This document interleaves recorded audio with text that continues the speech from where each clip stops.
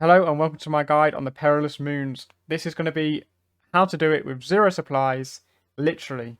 Here is my inventory. As you can see, there's nothing in it. Here is my setup. You want to use your tank gear. This is my Iron Man, so this is what I'm going to go for. But yeah, you just need your best tank gear. I'm using the Fang. I find this is pretty good because it uses stab and slash. I'll talk about that slightly further into the video. But yeah, this is literally the gear I'm taking. Nothing in the inventory, and the gear is here.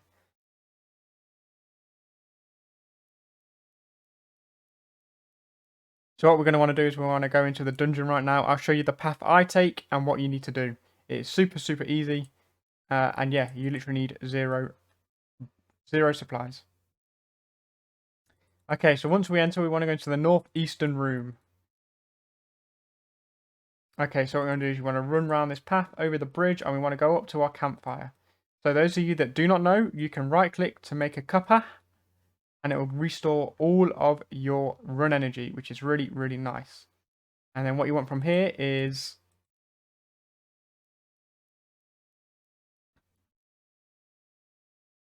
okay, so what you want from here is you want to take your, not the hunting, you want the herb lore, and you want your fishing supply.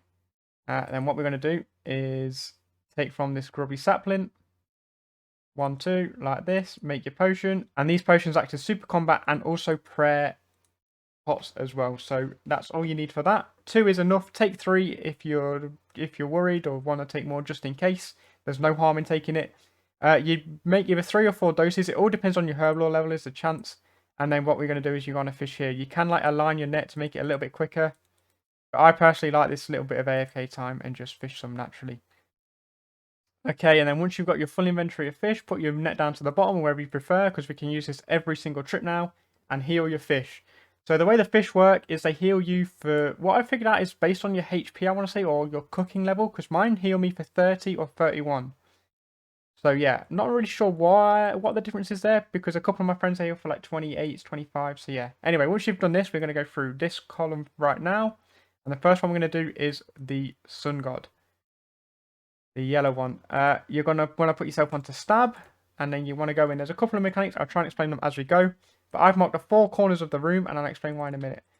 So you're always going to want to stand on the tile that is lit up, and this way you take 0 tick damage. So this is one of the specials. He drags you into the middle, and he'll spawn mirrors of himself. What you want to do is you want to click on them and point towards them, and you will deal damage back. If you're too slow, you'll take damage from him. Clearly, I'm doing bad because I'm talking at the same time. Oh dear, this is really bad, but no worries. So as you can see, you point towards him and you reflect the damage instead. There we go, this is much better. And as you can see, 64 HP. I can eat a fish on the way back, 94, and we're ready to go again. Put up your protect from melee, and he will always go the same way round. So he will always go clockwise round from the north.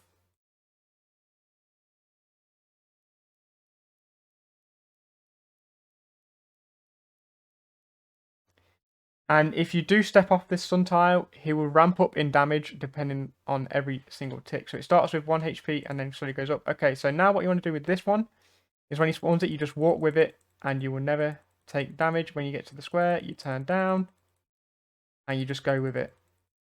I was a bit too slow, but there we go. And then we turn again. And now we go again. And just like that, we will never take damage. And as this hits the orb, we are reflecting damage back to the boss. So there we go. And we go again, almost there now. Don't forget to drink your pot as well, as it gives you your combat stats as well as prayer. I forgot to drink mine as we come in. And one more recommendation is make sure you turn on Entity Hider. The bosses can get a bit glitchy, especially day 1, day 2, for the first week, whilst a lot of people are doing it. So I found that turning on Entity Hider will stop that from happening. Okay, then once you've done, make sure you take your cup of tea if you need it, and then we're going to run east through this entrance here. And we come on to the blue snowy boss, ice boss. Again, for this one, you want to put on stab, and we'll try and talk through the mechanics once we get through. But once again, always stand on the lit tile, and it always goes clockwise round. And pray from your melee, and you will be fine. So this is one of them. This is the tornado phase. You want to light each brazier. If you stand on, get hit by a tornado, it will turn off your run energy and hit you for a 5 or 6. But I won't worry too much. Honestly, my best bet is just to run through it and hope for the best. If you want to be a bit more calculated, you can do. But he doesn't hit too much and you will stop him from healing. So I think it's worth it in the end. These fish heal so much anyway that, yeah, it's honestly fine. We just put on our run energy again and we get ready to go. So here we are. Okay, and this is the second special from the ice boss. He will lock your weapon inside of the frozen weapons slot. All you have to do is you have to kick it. You can kick it twice per phase, I guess we can call it. So these just spike up and hit you, and you just hit it like this. And once you got your weapon, you can come back into the middle, ready for the next phase, and just dodge the spikes. Nice and easy. And then once again, we're back onto our light tile. Excuse the live commentary. It's a bit harder to do, so I may fumble a couple of my words. But hey, it's a day one guide at the end of the day. And there we go. This is this boss complete. So once again, drink up any prayer if you need to. Eat a fish. Make sure you take your cuppa. And this time we're running east again, all the way down the hallway. And this is the final boss, the Blood Moon. Definitely the hardest one of them all. The highest chance of you actually dying. So just make sure you're wary of this. This time you want to make sure you're on slash, as he is weak to slash. And I'll try and again talk about the phases as we go in. And as you can see, slash is really destroying this guy. His second special attack is these orbs that fall from the ceiling. All you do is just dodge them. If you stand on them, they will explode, deal damage to you, and heal the boss. So make sure you dodge these. They're pretty easy to dodge for the most part. And then once again, we attack on the light square. You will always see bones in this, especially the first week, because he's actually quite high. And I've accidentally misclicked. Do not do that. But I will quickly show you the Jaguars before we leave. So I'll take him down to like 15% and then stop hitting. Because there is a skill to the Jaguars. The way the Jaguars work is it is all time based. So let me show you. You want to find your tile. You want to hit the Jaguar once. And then when these orbs go full, you step back, you hit again, and you avoid the Jaguar hit. You see this? So when the orbs go full, you step back. And you dodge the Jaguar attack. And you heal every time you hit him. I went slightly too early there.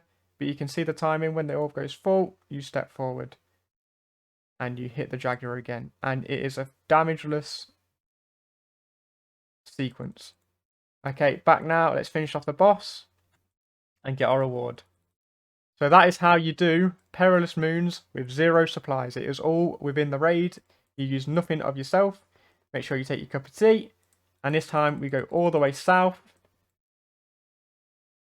And we can get our rewards. Let's see if we get lucky for the video. And here we are in the reward room. So let's claim. Any luck? Never lucky. Got some darts. We banked them all. And look, we're all set up for the next run. We should come through this side and look where we are. Right here. So you can restock your fish, restock your potions if you need it, and you're ready to go again. And that is how you do the Perilous Moons with 0 supplies. Thank you all so much for watching. Please make sure you like, comment, and subscribe, and I'll see you in the next one.